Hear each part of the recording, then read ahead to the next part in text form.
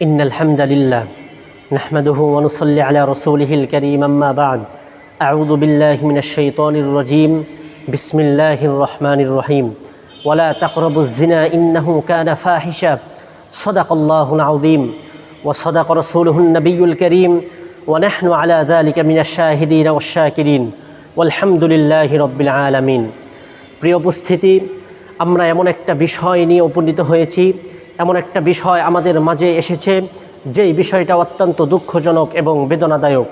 আমরা বিগত ফেসিবাদের আমলে শত শত হাজার হাজার অন্যায় অবিচার নির্যাতন নিপীড়ন দেখেছি এবং সহ্য করেছি। তার মধ্যে উল্লেখযোগ্য একটি হচ্ছে শত শত মা বোনদের ধর্ষণ হতে দেখেছি এবং এর কাহিনী শুনেছি। মেয়েকে মায়ের সামনে, মাকে মেয়ের সামনে ধর্ষণের কাহিনী আমরা দেখেছি এবং শুনেছি। এদেশের মানুষ সহ্য না করে, এদেশের মানুষ কোনো নেতার ঘোষণার অপেক্ষায় না থেকে, কোনো নেতার নেতৃত্বের অপেক্ষায় না থেকে 5ই আগস্ট এদেশের মানুষ বাংলাদেশের মাটিকে মুক্ত শূন্য করেছেন। বর্তমান নতুন সরকার আসার পর থেকে আজ পর্যন্ত একের পর এক শিশু ধর্ষণ এবং তাদের হত্যার কাহিনী চলমান। কিন্তু বর্তমান সরকার এর ব্যর্থতার পরিচয় দিচ্ছে, বর্তমান প্রশাসন ব্যর্থতার পরিচয় দিচ্ছে, বর্তমান বিচার ব্যবস্থা ব্যর্থতার পরিচয় দিচ্ছে।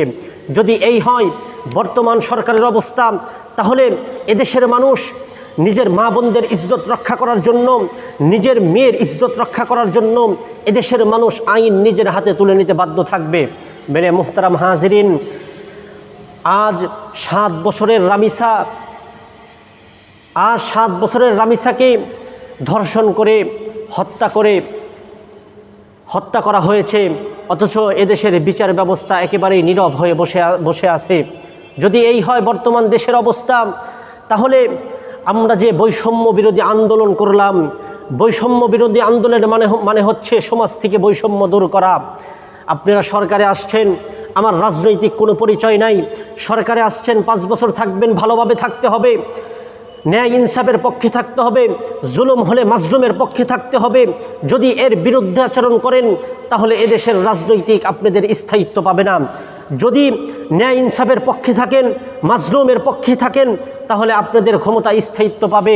আর এগুলো করেই বাংলাদেশে রাজনীতি করতে হবে। যদি এগুলো না করে বাংলাদেশে রাজনীতি করতে চান, বাংলাদেশের ক্ষমতায় থাকতে চান জোর করে, তাহলে এদেশের মানুষ কখনোই বরদাস্ত করবে না। এই জন্য বলি, বর্তমান সরকারকে বলি, এই 7 বছরের শিশু ধর্ষণ করে যে বা যারা দেহ থেকে কল্লাকে আলাদা করে ফেললো, এর পিছনে যে দায় হতে পারে, চাই সেটা বিএনপি হোক, চাই সেটা জামাত হোক, সে যেই দলেরই হোক না কেন, তাকে সর্বোচ্চ শাস্তির আওতায় আনতে হবে। যদি এবারও ব্যর্থতার পরিচয় দেন, তাহলে এদেশের ক্ষমতা কিন্তু স্থায়িত্ব পাবে না। এদেশে রাজনীতি করতে হলে এমনভাবে রাজনীতি করতে হবে, ন্যায় ইনসাফের পক্ষে থাকতে হবে, মাজলুমের পক্ষে থাকতে হবে।